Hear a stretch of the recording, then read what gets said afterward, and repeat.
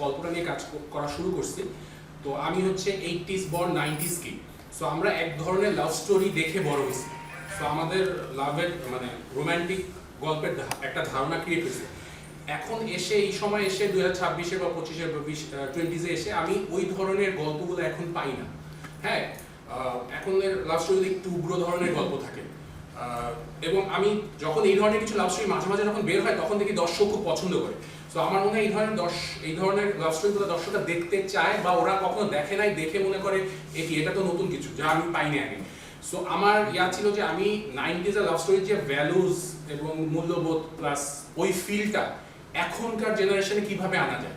So আমার গল্পটা কিন্তু 90s-এর কোনো কাপলের গল্প না, গল্পটা হচ্ছে আধুনিক দুজন এখনকার সময়ের দুজন ছেলেমেয়ের গল্প, যারা তাদের লাভ স্টোরি মানে গড়ার ক্ষেত্রে 90s-এর লাভ স্টোরিগুলোর ইন্সপিরেশন নিয়ে তারা তাদের লাভ স্টোরিটাকে গড়ার চেষ্টা করে।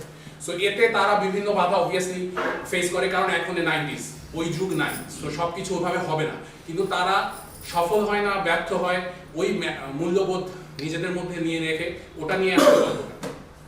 তো আমি জানি এই জেনারেশনের গল্পটা যদিও 90s-এর গল্পের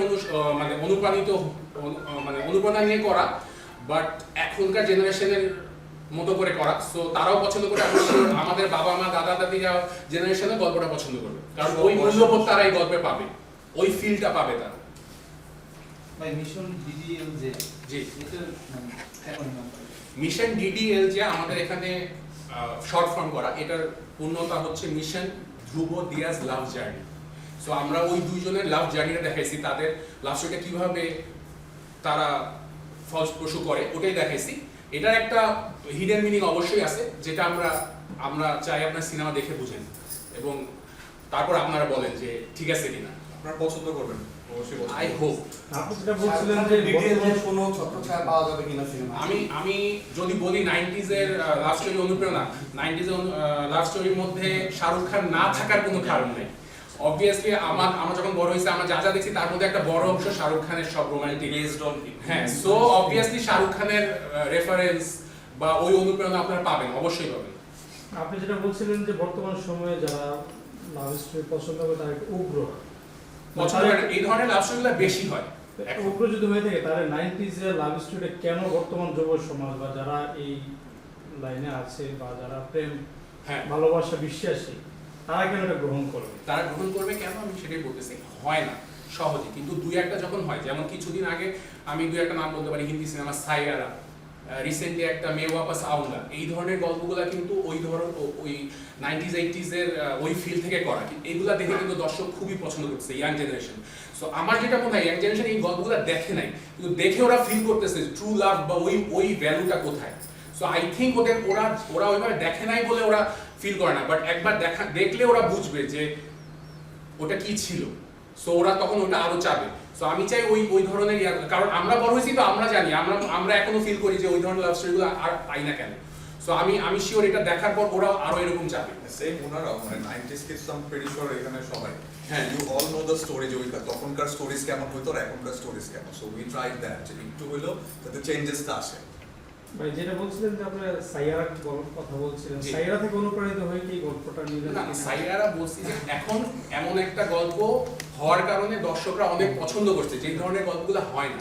সাইয়ারা একটু ডিফারেন্ট ছিল, যেটায় ওই ফিলটা ছিল একটু 90s-এর যে ট্রু লাভ, হ্যাঁ, ওই ধরনের ব্যাপারটা ছিল বলে দর্শকরা অনেক মানে পছন্দ করছে, এবং ওরা খুব শক্ট হয়েছে যে এই ধরনের লাভ স্টোরিগুলোও হয় বা হইতে পারে, যেটা ওরা এখন সাধারণত দেখে না। সো আই থিঙ্ক এইটা দেখে ওইটা ফিল করবে ওরা, যে ওই ধরনের লাভ স্টোরিটা আমি ওই ফিলটা, ওই মূল্যবোধ, ওই ভ্যালুগুলো রিটার্ন করার চেষ্টা করছি আর কি, কিন্তু মডার্ন দুজন ছেলে মতো দিয়ে। এই প্রজেক্টের প্ল্যানটা আসলে আমরা অনেক আগে থেকেই করেছি, আমি অল্প ভাই এবং আমাদের সাথে ছিলেন আরেকজন তুষার ভাই, আমাদের ভাইস প্রেসিডেন্ট। সো আমরা এই প্ল্যানটা করেছিলাম আসলে এই বছরের শুরু থেকে। সো সেই প্ল্যান হতে ফেব্রুয়ারি থেকে আমরা ভ্যালেন্টাইন্স ডে এর জন্য একটা চিন্তা করা শুরু করছি। ফাইনালি যে এখন আমরা আমাদের দিয়া ধ্রুবকে পেয়েছি, we have done the project, এখন post production almost done, so we are planning on September, let's see. And the whole journey, এই shooting এর proper journey টা was so good. আমরা কাজও যেমন properly করতে পারছি, we enjoyed the whole time as well.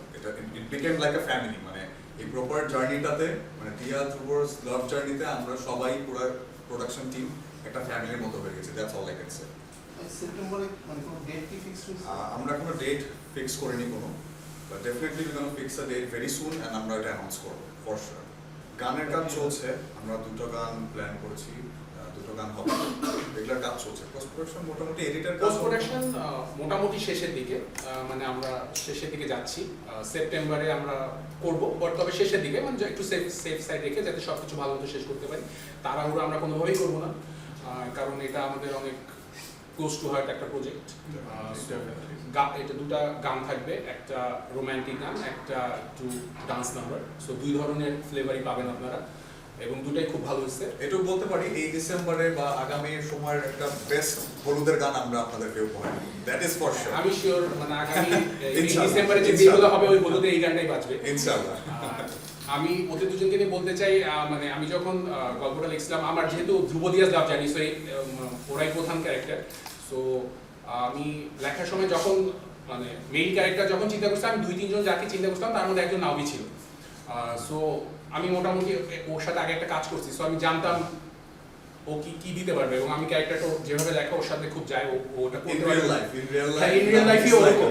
একটু flamboyant, not too serious but একটু লজিক্যাল, একটু flirty but not too romantic, ওরকম একটা ক্যারেক্টার ছিল।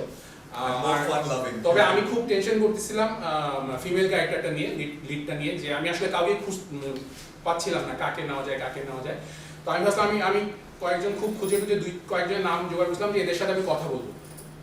তো তার মধ্যে প্রথম লাবণী ছিল আর কি। সো লাবণীর সাথে আমি প্রথম যেদিন কথা বলছি সেদিন আমি মোটামুটি শিওর হয়ে গেছিলাম যে না, ও পারবে।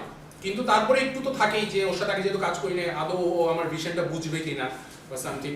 তো এরপর আমরা 3-4 দিন রিহার্সাল যখন করছি, তখন আমি মোটামুটি আরো একটু কনফিডেন্ট হয়েছি যে আমি ওদের কেমিস্ট্রিটাও দেখা শুরু করছি, দুজনের কেমিস্ট্রি খুব ভালো লাগছে, এবং লাবণ্যকেও আমার মনে হচ্ছে পারবে।